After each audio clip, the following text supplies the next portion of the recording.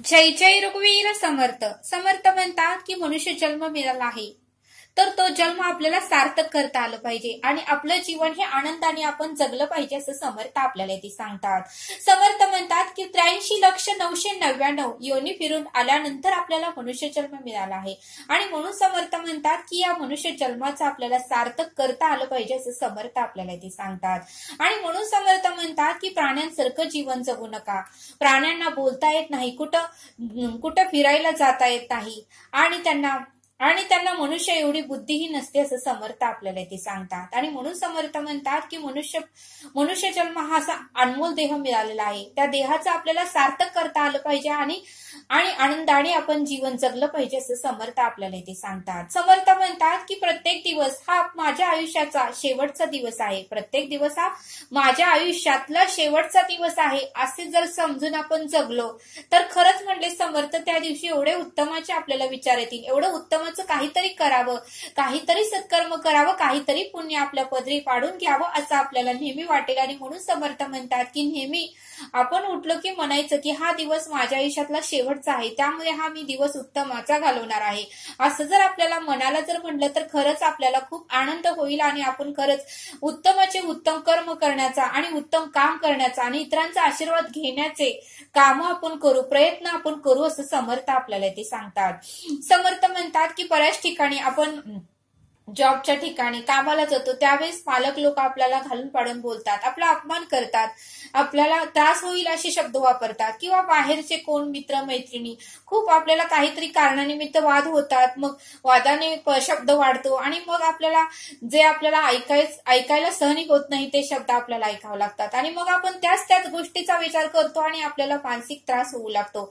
मग समर्थ म्हणतात की ते शब्द जर आपण घेतलेच नाही तर आपल्याला त्याचा त्रास होणारच नाही समर्थ आपल्याला ते सांगतात. आणि म्हणून समर्थ म्हणतात की कोणी जर आपल्याला रागाने बोललं किंवा कोणी जर आपला अपमान केला तर एका कारणाने ऐकायचं आणि दुसऱ्या कारणाने सोडून द्यायचं आणि आपलं जे काही रोजची काम आहे ती उत्तमाची आणि सत्कर्म करायचं म्हणले समर्थ, त्यामुळे आपल्याला त्रास हा होणारच नाही असं समर्थ आपल्याला ते सांगतात.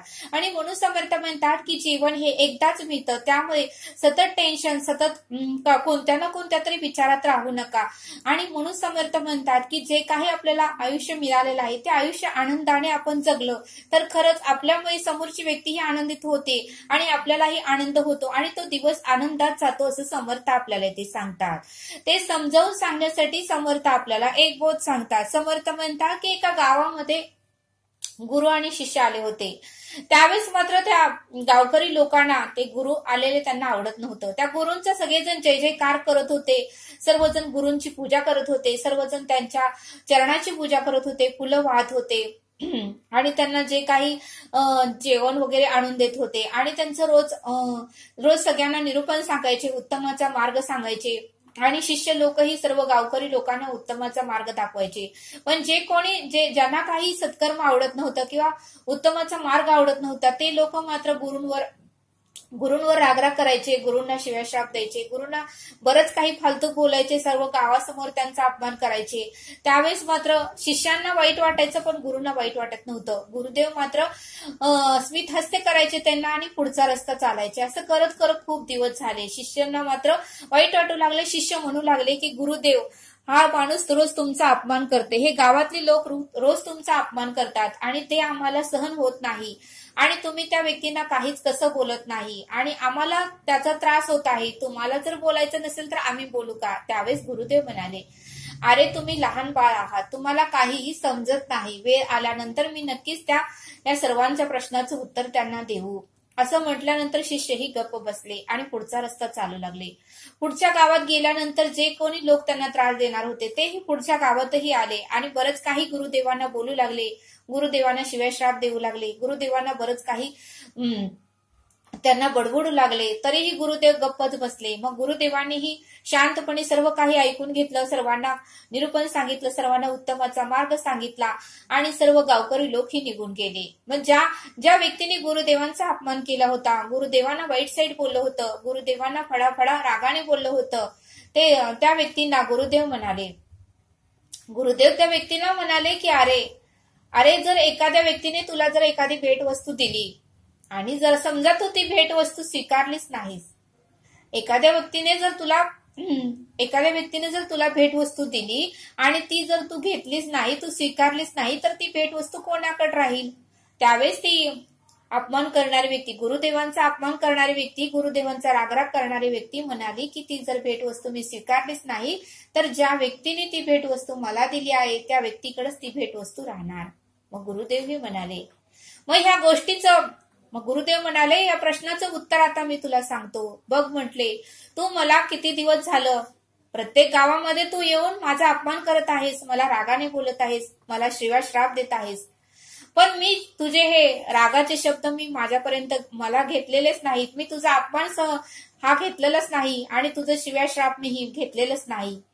हे मी घेतलं नाही म्हटल्यावर हे कोणाकडे राहणार? त्यावेळेस ती रागानं बोलणारी व्यक्ती म्हणली की हे सर्व मग माझ्याकडेच राहणार. मग गुरुदेव म्हणाले, बघ म्हणले, तू एवढे दिवस मला शिव्या श्राप देतो आहेस, एवढे दिवस माझा अपमान करत आहेस, एवढे दिवस मला घालून पाडून बोलत आहेस, पण मी एक शब्दाने तुला उत्तर दिलं का? पण माझ्या शिष्यांना वाईट वाटू लागलं. माझे शिष्य म्हणू लागले की या माणसांना काहीतरी सांगा किंवा आम्ही बोलतो, आणि म्हणूनच मी तुला आज या प्रश्नाचं उत्तर आणि तू मला जो त्रास देत आहे हे समजावून सांगण्यासाठी येथे आले.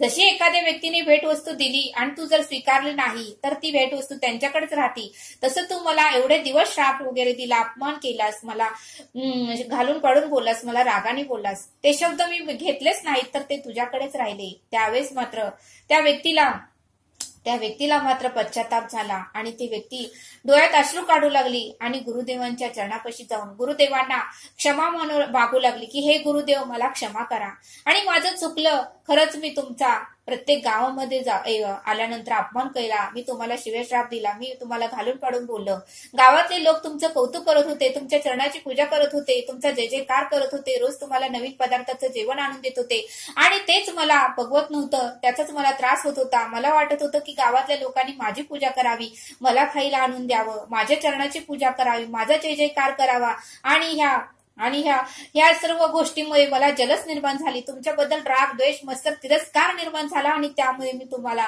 प्रत्येक गावात जाऊन मी तुमचा अपमान करत होतो. पण मला आता माझी चूक आता मला समजली आहे आणि तुम्ही मला माझी चूक समजावूनही सांगितली आहे, त्यामुळे कृपा करा आणि माझी चूक तुम्ही माफ करा आणि मलाही तुमचा शिष्य बनवून घ्या. त्यावेळेस गुरुदेवही म्हणाले, ठीक आहे, आजपासून तू माझा शिष्य आहेस आणि मी तुझा गुरु आहे.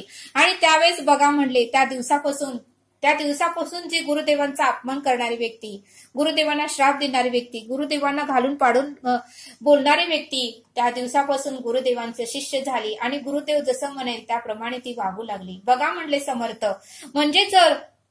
म्हणजे जर समोरच्या व्यक्तीला आपण जर उत्तमाचं ज्ञान दिलं, उत्तमाचं समजावून सांगितलं तर त्या समोरच्या व्यक्तीलाही त्याची चूक समजते. आणि म्हणून समर्थ म्हणतात की जीवन हे आनंदाने आपण जगलं पाहिजे, इतरांनाही आनंद दिला पाहिजे आणि आपण स्वतःही नेहमी आनंदित राहिलं पाहिजे, असं समर्थ आपल्याला ते सांगतात. जीवन हे परत परत मिळत नाही आणि नेहमी जीवनामध्ये सकारात्मक विचार करायचे, माझं उत्तमच होणार, चांगलंच होणार आणि उत्तमच माझा देह शेवटच्या श्वासापर्यंत राहणार, असं जर आपण म्हटलं तर खरंच उत्तमच होतं. जसं आपण विचार करू तसं कृती घडते, असं समर्थांनी आपल्याला ते सांगितलं. आणि म्हणून समर्थ म्हणतात की आपण शेतामध्ये एखादं पीक पेरलं तर ते बीज उगवून येणार, जसं आपण विचार करू तसंच कृती होते, असं समर्थ आपल्याला ते सांगतात. म्हणून समर्थ म्हणतात की नेहमी सकारात्मक विचार करा, उत्तमाचे विचार करा, आपल्याला कोणताही त्रास होणार नाही आणि आपलं आरोग्यही उत्तमच राहील आणि आपण सदैव आनंदित राहू, असं समर्थांनी आपल्याला या बोधातून समजावून सांगितलं. तरी आता आपण येथेच थांबू. धन्यवाद. जय सद्गुरू.